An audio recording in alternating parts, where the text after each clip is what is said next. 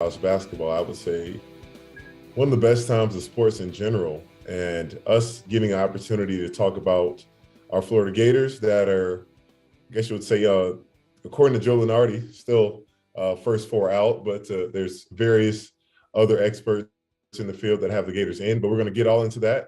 Have a very special guest this week, someone that's been following the team all season long and for years to come. So his opinion should be highly regarded with what he's seen. So ladies and gentlemen, I can't tell you what episode this is, probably episode 21 or 22, somewhere around along the lines, but I want to introduce my friend, Zach Abolverdi. What's going on, my guy? How you doing? I'm doing well, Patrick. Appreciate you having me on, man. Good to talk with you again, bud. Yeah, for sure. It's been a minute. When's the last time that we've actually connected? I have no idea. The last time I talked to you was when you opened up your business in Gainesville. Escape room? Okay, cool. Yeah, escape room. Yeah. Yeah, it's still rolling. Yeah, I did it with the fam probably like a couple months ago. We weren't able to figure it out. We had to get help to get out of the room. Yeah, we've been open now for 4 years. Yeah, 4 years we've been open. Goodness, that's awesome, man. Most businesses fail in the first year, so that's been cool. It's time for us to update and change the rooms, though. It's been way too long. Make the rooms better, but it's cool. It's cool. So you want to give yourself a chance to introduce yourself to the listeners that don't know you off the top of your head? Yeah, for sure. As you mentioned, I've been covering the Gators, not just this season, been on the beat since 2010. Really haven't done as much basketball. I've kind of dabbled in it. And then I would say probably within the last 5 years, I've covered a little bit more basketball. And then this season is obviously been an interesting one with this team. You kind of feel for these guys from an injury standpoint, just what they've had to deal with from that adversity. But nonetheless, it feels like every single game you tune in to watch this Gators team, it's close. It's probably a nail biter. It's probably stressful for Florida fans, but it's definitely entertaining. There's no doubt about that. Yeah, it's been very stressful because it's some of those games that have been won last minute by the veterans have also been lost by in the same scenario. So it's certain games that comes to mind for me obviously on everyone's mind it's got to be Texas A&M on the road. That was definitely a game where we wish definitely can say that would have solidified and hopefully kept the Gators in the tournament as of now. But there's still an opportunity. It's been quite the roller coaster every year. Start out strong, struggled, up and down, not finding consistency. Colin gets hurt. Jason Jatobo goes out in the middle of the season. For the rest of the season. Then Colin comes back and, he's playing banged up. His shoulder, I think, still isn't completely healed, but there's been some bright spots. There definitely been some bright spots. Tyree Appleby being pretty clutch. I swear when he has the ball, I just hold my breath. Like when he's like, it looks like he's about to do something and just like, oh man, don't turn it over. You're going to turn it over. And he almost does turn it over. And then like last night gets it to Colin. Then Colin gets it right back out to Philandrous Fleming, and we come away with the win. But that's just been it's been a heck of a year. So what's your take been? I actually asked Mike White about that last night after the game because Appleby was basically playing out of control for back-to-back possessions there at the end of the game. One of them he had a turnover, and then the second one he tried to force a shot to draw a foul and just didn't work out. And he had two more opportunities end of game to play out of control again. And he kind of honed in and was able to kind of regroup himself. He made a nice pass to Fleming to fine tune underneath the basket. And then he gathered himself to pass the ball to Colin, who found Fleming for that go-ahead three. But he's been fun, man. Like when he kind of gets that bounce in his step, and he gets his swagger going, he's a dangerous player, man. But then he's also a dangerous player when he's kind of playing reckless. So you kind of just have to take the good with the bad. I call it the Westbrook effect. Yeah, exactly. you kind of don't know sometimes. But he is clutch from the free throw line. That's one thing that's been pretty awesome. And then just it's either him or Philandris that needs to have the ball at the end to knock down a big shot. If it's going to need to be a three or something like that, they've been able to. So I'll tell you what, though, Pat, it's a good thing they didn't kick Philandris off the team for being a Georgia fan. I know, right? Goodness. But you had to know, like, you don't grow up in Athens, Georgia, and dislike the Bulldogs. Like, it's just not a thing. Yeah. That's be like somebody coming from Gainesville and being a sports person and not rooting for Florida. It just doesn't happen. It's like at the end of the day, when a player retires or whatever, like they're going to be a fan. You grow up as a fan before you're ever like and if you're you usually don't talk about it or brag about it, or like when you're attending the rival school, post about it. That probably in hindsight probably shouldn't have did that, but I understand it. And I'm sure the fans were cheering for him last night of knocking down that big shot. That was a nail biter. I can't believe Scottie Pippen Jr. missed the free throw. I can't believe it. I mean, he absolutely went off on Florida after only scoring 6 points in that first game. That was a season low for him. You knew he was chomping at the bit to get another shot at Florida. Honestly, his dad was there. His dad was in the crowd. And they hit 15 3-pointers. Vandy did. You usually don't beat a team when they hit that many from downtown.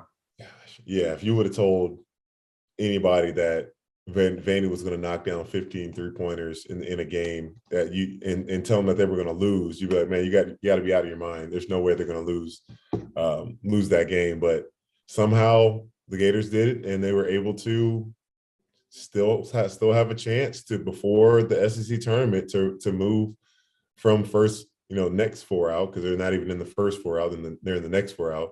But a win against Kentucky at home could be that piece to help them to get solidified into the tournament. And before anybody says, well, that's a long shot, beat Kentucky at home, I mean, they beat Auburn at home. So It's not like they're not capable of beating a top 5, top 10 team. It's just possible. What Gators team are you going to get on Saturday? If they're got 4 guys in double figures and they're hitting double digits from 3-point range, I mean, they can play with anybody.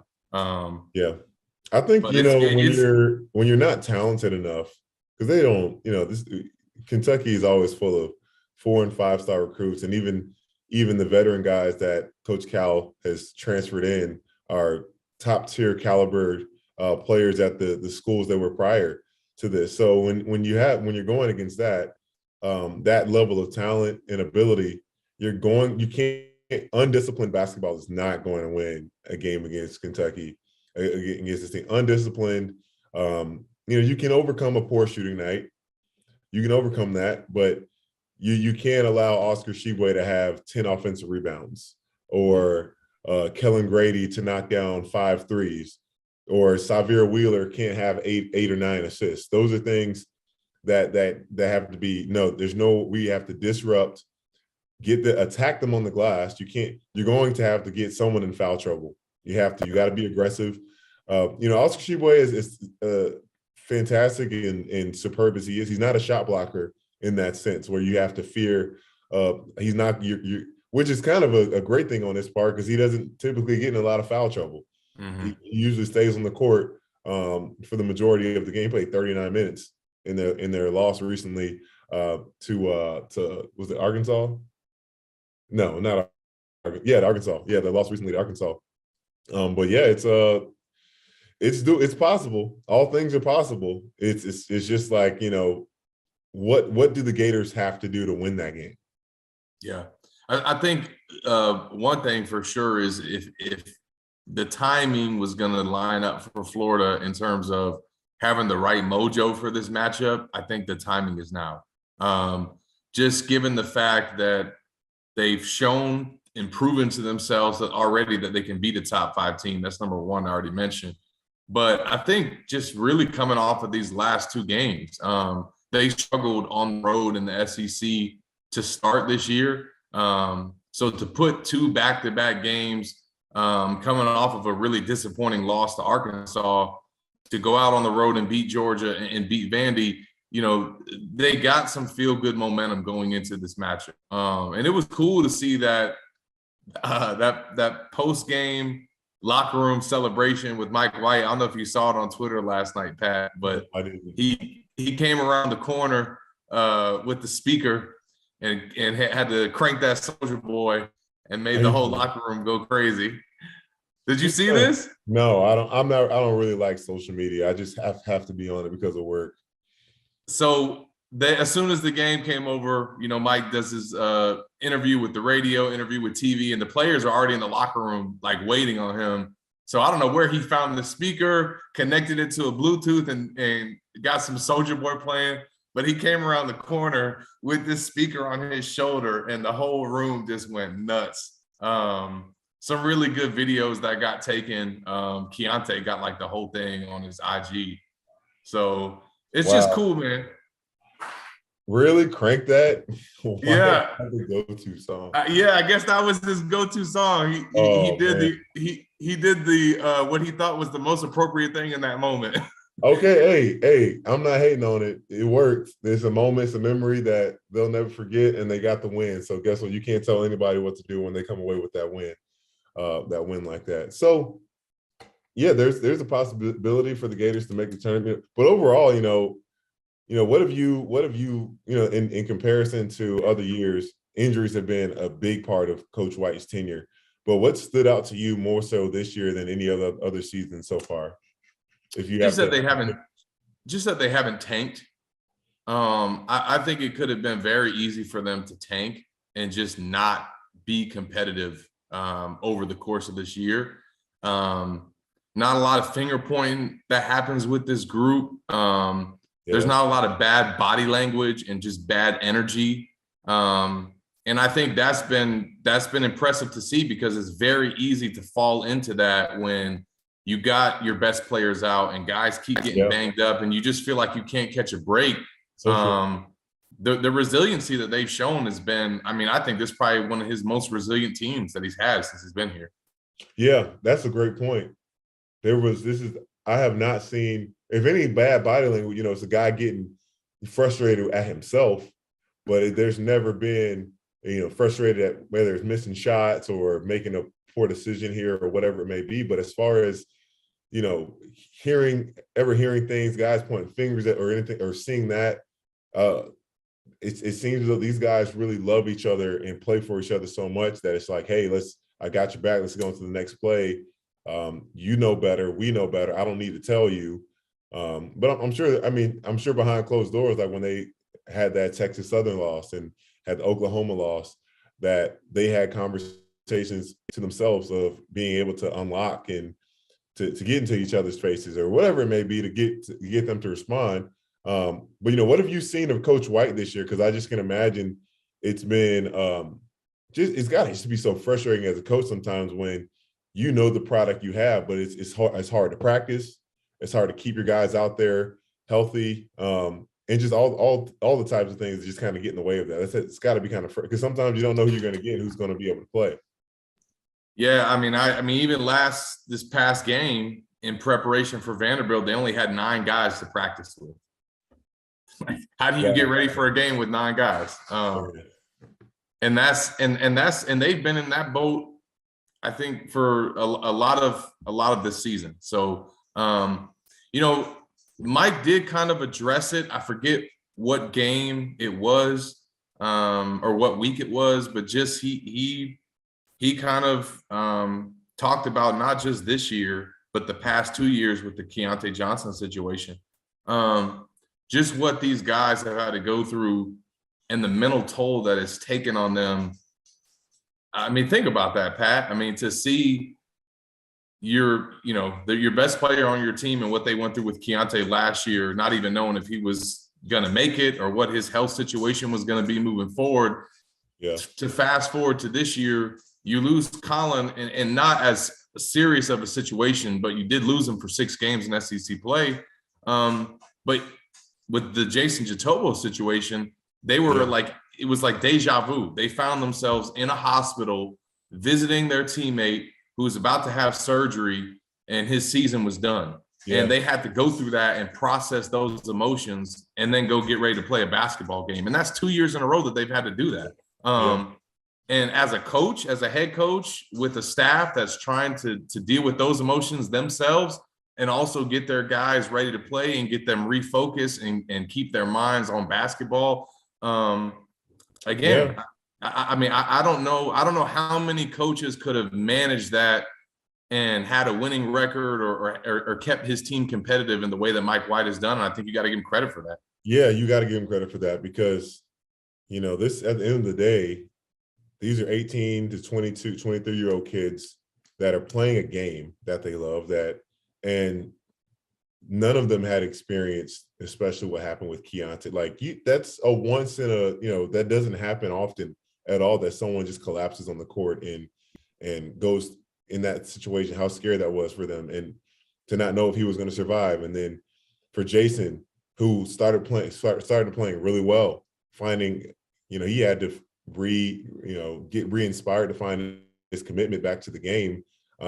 Just because, all types of things, just he wasn't playing a lot, guys were playing over him, couldn't stay in shape, whatever it may be. Finally finding some minutes of rotation, really putting that work in with his team, the teammates, and then, he gets poked in the eye pretty badly and season's over.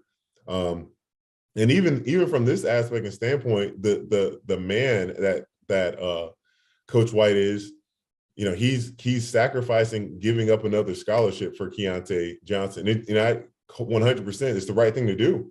It's beyond like Keontae.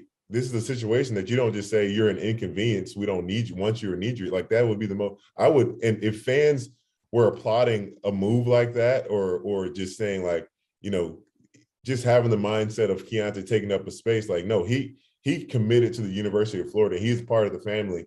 And there's a hope that he would be able to play again one day. Will it be in a Gator uniform? Who knows? But he is contributing to helping this team out in many ways. And him being around after almost losing his life has got to be so inspiring to his teammates because he is just such a ball of energy. He's so positive, so loving, just has a new lens of gratitude on. And he's helping this. He is helping this team. And I really hope that fans can see that the sacrifice that's being made on all levels, and that Coach White is like the fact that his character to do things the right way and to never cheat, to never go around the corner, and like that, those are things that you've got to apply. Because how many coaches you've had to go back and find some investigation or something or hear and just like, man, I thought this program was higher than that. So I'm just so proud of Coach White. Holding to the Gator standard. And it's just so hard when a guy is checking all the character boxes, but just hadn't seen that great level of success that you would hope that he's going to hit one day. So close to the Final Four in 2017, we already know. Making it to the tournament many times in a row. And this is the first year that it's been like, pretty worrisome in a while of them making the tournament. Just really hope that they can get it done. But yeah, to your point, I really wish that it's really powerful what these guys have been able to go through in just 2 years of the guys that are returning and the guys that are here for the first year, and to still like win games and still be competitive, still be in the conversation to beat a number 2 Auburn at home when. Yeah. This Auburn team, I still don't think they've reached their ceiling of how good they can be. But to hold Walker Kessler to 0 blocks, first time that's happened to him all season. It's pretty stellar. It's pretty stellar. Yeah, and it's tough because it's hard, I think, for Florida fans to sometimes appreciate some of these storylines because at the end of the day, it's about winning games. Yeah. And if you're not winning games and if you're not contending for championships, that's the bar. But there's other factors in play here. And I think that's important to take into account. How many years was Scott Drew at Baylor before winning his first championship?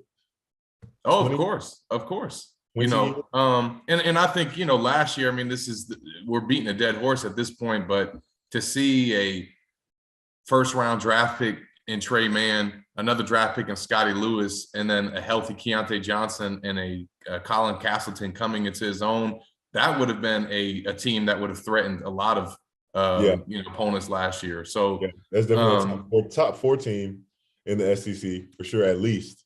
Yeah. Oh, yeah. So, and then obviously this year you look at them and it's, a complaint that's, I think a lot of fans have is just the lack of identity at times. But I mean, it's hard to have an identity when you don't have your full roster. And you're literally not just changing offenses in the middle of a season, but changing them in the middle of a week, in the middle of a game plan. And at sometimes in the middle of a game. That's what they had to do when they lost Jason. So, and still, all things considered, I think Florida fans, as much as they want to, see this team make the tournament, the fact that they're even in contention, I think is a job well done because they could totally be out of it.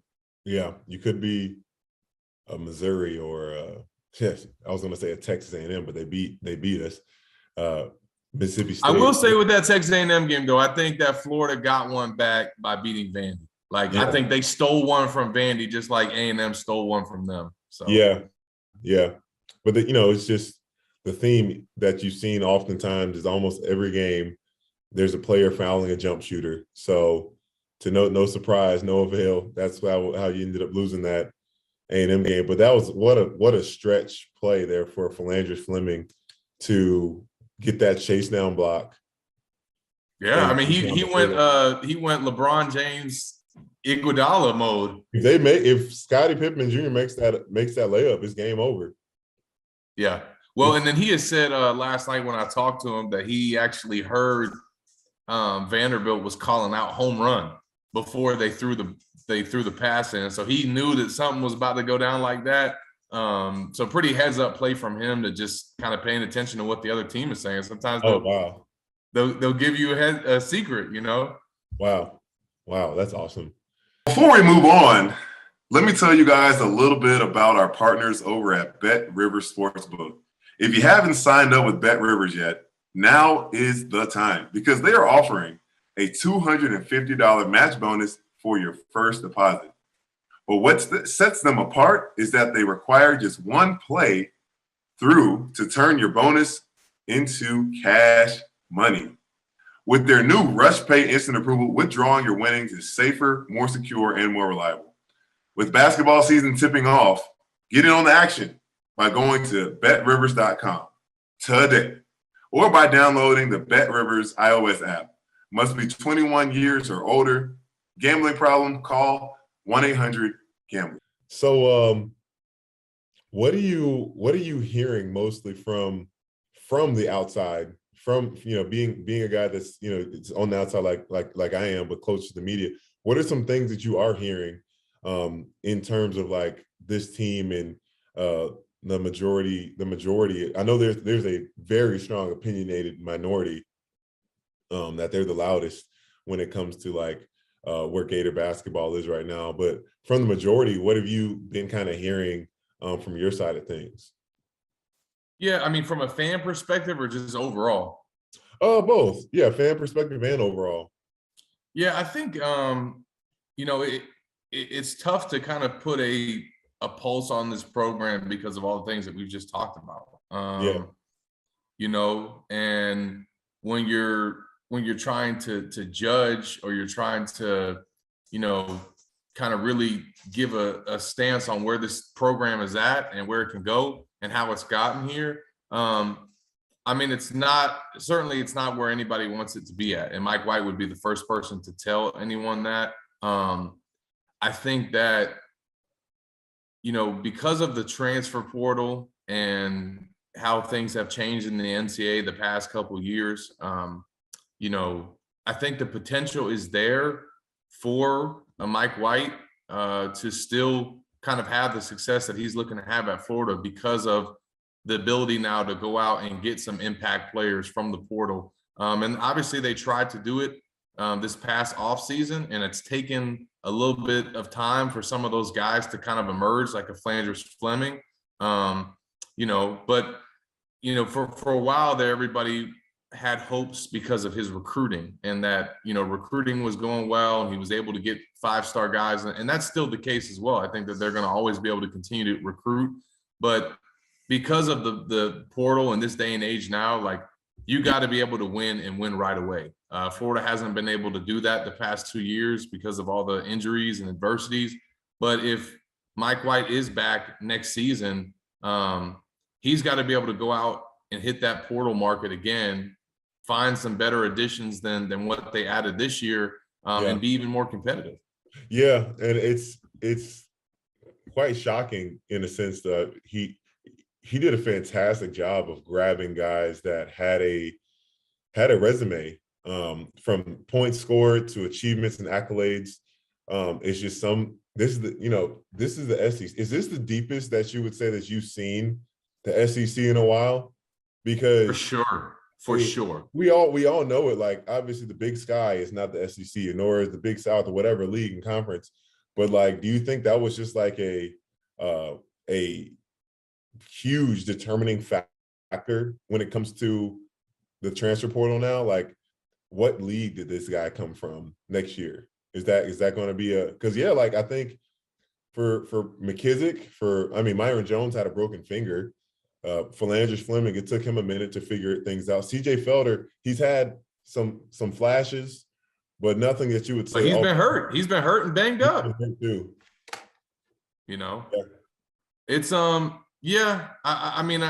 think that's been I guess some of the most frustrating parts of this season is that the pieces are there to potentially kind of put the puzzle together, so to speak. And it's just taken some time for those guys to kind of emerge and find their footing. And as Mike has talked about, find what it takes to play at this level. I mean, you might have been Defensive Player of the Year twice at Charleston Southern, like Philanders Fleming Jr. was, but it takes you time to kind of figure out what it takes to play at this level. And I think for him, it's been a struggle at times defensively. He's been a little bit of a liability early on, but I mean, you see the play that he made last night on Scottie Pippen Jr. That's what he's capable of.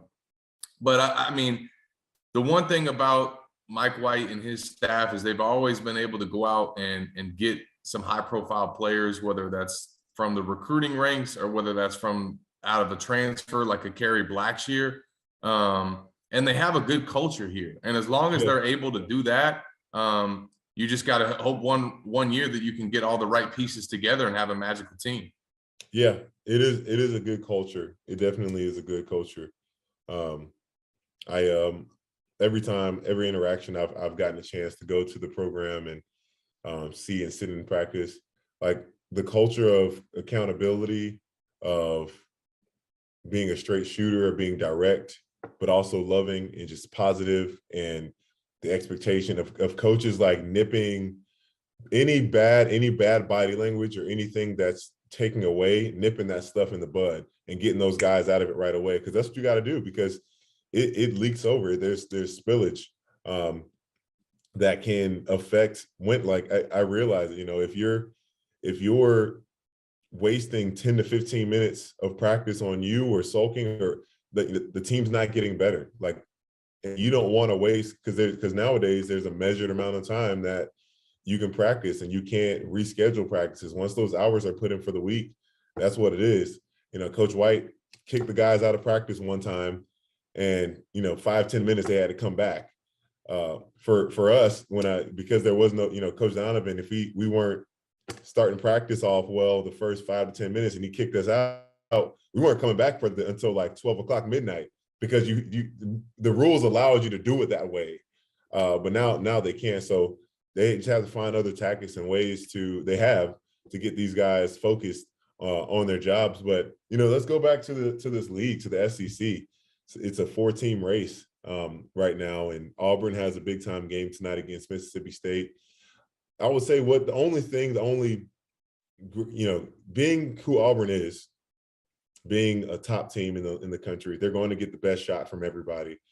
And the guards of Auburn have been struggling. Wendell Green hasn't been I think he's been trying to play too much of a scoring guard with a team he doesn't have to score as much as with. He's got Katie Johnson. He's got Walker Kessler in the pick and roll. Those two together are phenomenal. Jabari Smith. But I think it's going to be an interesting dynamic because Mississippi State plays slower, one of the slower teams in the league. Iverson Molinar, first team all SEC point guard. He should be playing the two instead of playing point guard because I think the ball doesn't move around as much, but he's one of the best scorers in this league. He's a pro. Tolu Smith, I think he's going to be a great matchup with him and Walker Kessler tonight. But it's going to come down to the rest of the guards that have been, Shaquille Moore, Rocket Watts. They've been playing and haven't been having great overall seasons. But there's a chance Mississippi State can knock this game, win tonight, and make this thing an interesting race to the end. I'm not sure if they still do tiebreakers and co-champions, but there's a possibility.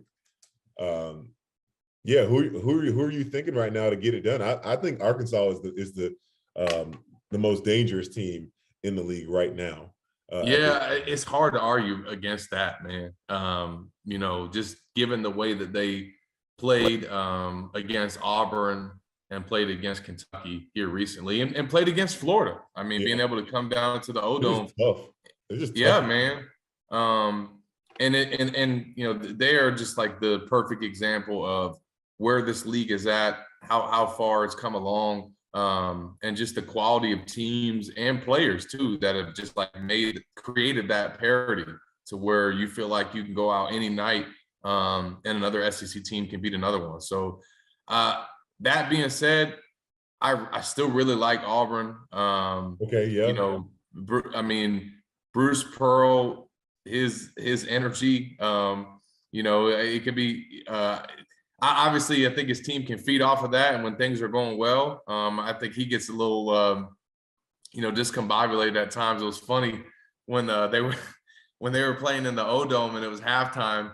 I went down in the tunnel to go use the bathroom, and I like was going through the hall. I just heard somebody screaming at the top of their lungs, dropping some F-bombs.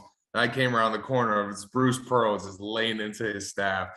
The staff guy? Is it really? Oh yeah. I mean, because I forget who it was.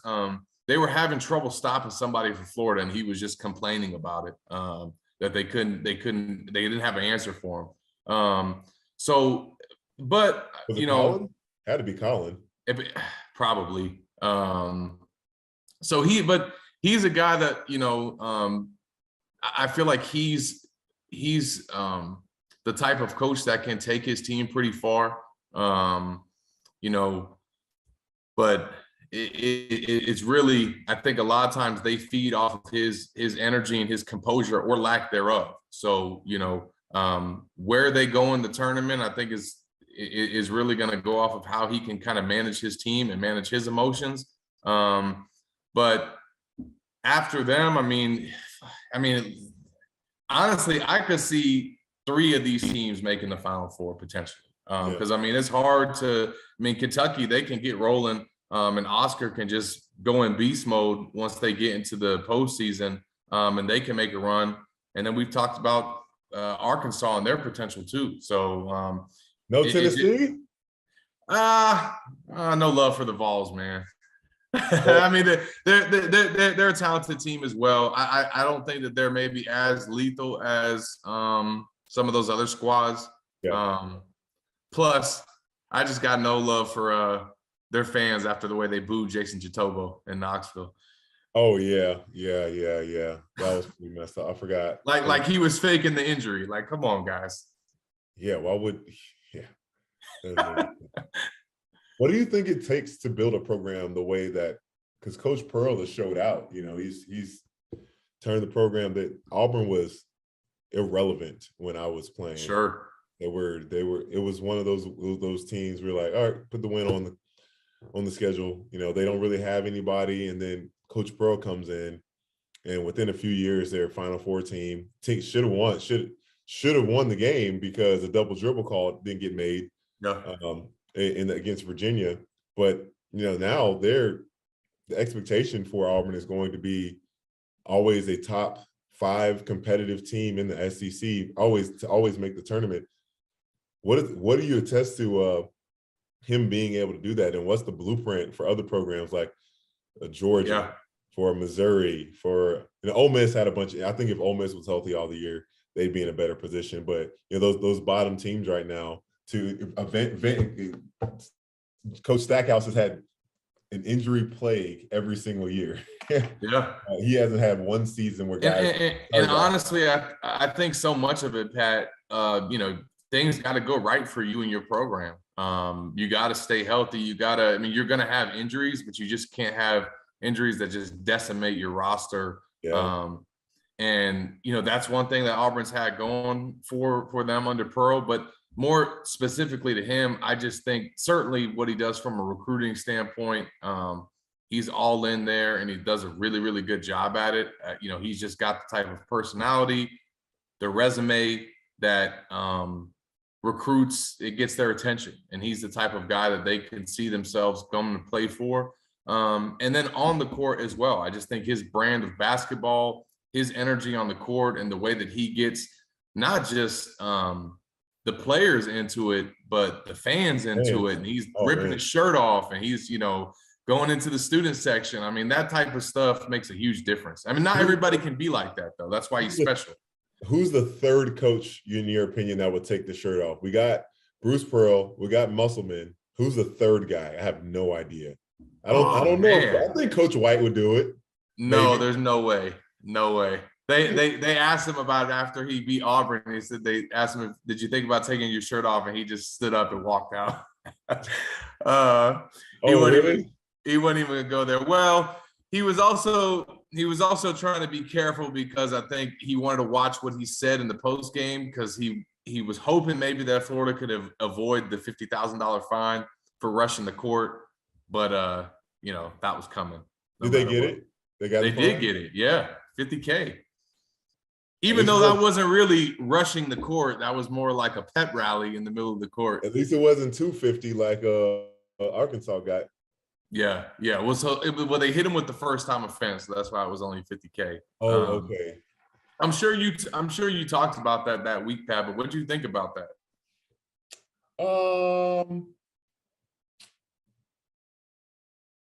I didn't think the program was I get it. I understand the sentiment for the fans to do that. Like, it's historic, but I didn't think that the Gators were in a position where that win would have needed a court storming, because their season wasn't over. It's a much needed game. It's not like it was not like Georgia. If it was like Georgia beating Alabama, when Alabama was ranked, that's a game you storm the court for sure, because Georgia's 1-14. If the program was at a point like that, I would have said yeah, but I don't know the last time there's been a court storming at Florida. I think I want to say some of the writers that was looking into the research, it might have happened like the 70s or 80s. But it was a big, topic on sports radio in Gainesville, as you could imagine. I think for the Rowdy Reptiles, like fans that say, Florida's above doing something like that.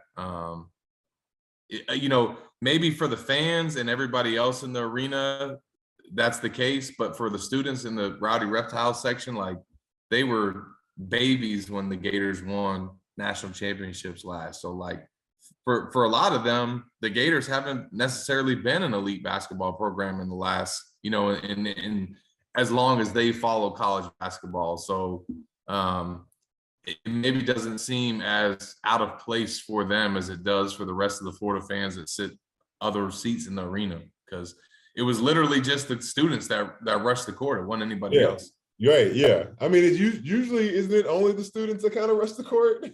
Not in Arkansas. They all came onto the court. But I'm just, I think for this team and this program, like, man, they haven't had many feel-good moments the last 2 years. So yeah, that's true. When you get them, celebrate them. That's why they at home. Yeah, especially at home. what are some things that, there's 2 games left. There's around the league. There's if Auburn drops, it's wide open for who's going to be the champion. What's an expectation, or not expectation, or just like an expert guess or something that you think is going to happen here at the end of the season?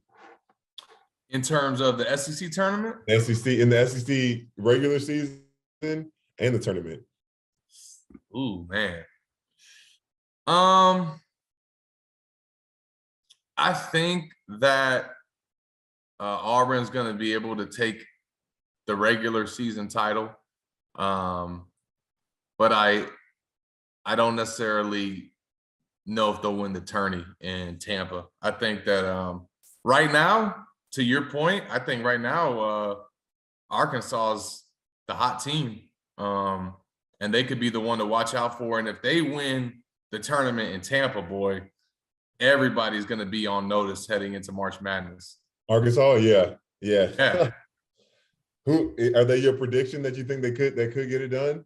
I think. I mean, I agree with you. Right now, they're the best. They're the hottest team in the SEC. So if I'm, did you watch JD Note against Kentucky? Oh my gosh, man, he's incredible. It was literally. So I was like, he's a cheat code. He's not fair. This isn't fair what he's doing. Well, and it's also too, like, it's not a fluke because they did it against Auburn as well. So I think that they've kind of got the momentum right now to go into Tampa and feel like they can go on a run. But I think Auburn probably just if they can beat Mississippi State, I think that they'll be able to take the regular season title. I think, Arkansas. What would really have impressed me if Arkansas can win on Saturday at Tennessee. That's going to be a really tough one for sure. It was a tough game when they played last time, but that would I already think they're the real deal. But for them to get a road win of that quality, because Tennessee hasn't lost at home all year. But for me, like, one of the biggest surprises for me was like LSU. I don't think they are going to make 500. I think they're going to finish below 500. They have Alabama. They have Arkansas tonight, and they have Alabama on Saturday. Arkansas in Arkansas and Alabama at home. And I made that prediction a few weeks ago, and I was getting a little bit of backlash until they lost to South Carolina. And I was like, one of my expert predictions might be right. That's probably been the biggest surprise to me. But another team was devastated by injuries. But this is for me, seeing this LSU team, they have been overall better than teams I've seen in the past. But that was probably my biggest take coming in. But I think LSU and Alabama, teams that are 5 and 6 right now, they have as good a chance as anybody of making a big run in the tournament. And Sweet 16 possibly. I think it's possible. I agree with that. I think they're obviously a capable team. They showed what they could do last year, the Crimson Tide. And if they get in the right bracket and get the right matchups, I mean, they could make a run as well. And that's what's crazy about this league, man, is there's a handful of teams that could make a deep run and be sitting there, in the round of 16 with a chance to win it. Well, Zach, I'm all about it, as you are. We got the some three big games coming up tonight: Texas A&M, Bama, Auburn at Mississippi State, and LSU at Arkansas, and then one last big full Saturday of games. And then we got March Madness, the SEC tournament. I'm sure you're pumped. Are you going to be down there? I am. I'm going to be in Tampa. I never pass up an opportunity to go to Tampa, man. Right. Yeah, I know, right? If I didn't live in Jacksonville, I didn't have family in Jacksonville, I'd live in Tampa in a heartbeat. But I want to thank you for your time. Just a quick little check-in with the season, and hopefully come Saturday we're smiling as well. But thank you so much for taking time and hopping on the show. Yeah, no, absolutely, man. Appreciate you having me on. Always good to talk Florida basketball, man, and hopefully we get to watch this team a little bit more here in March. Yes, sir. You heard it, Gator Nation. You know the phrase, stay rowdy.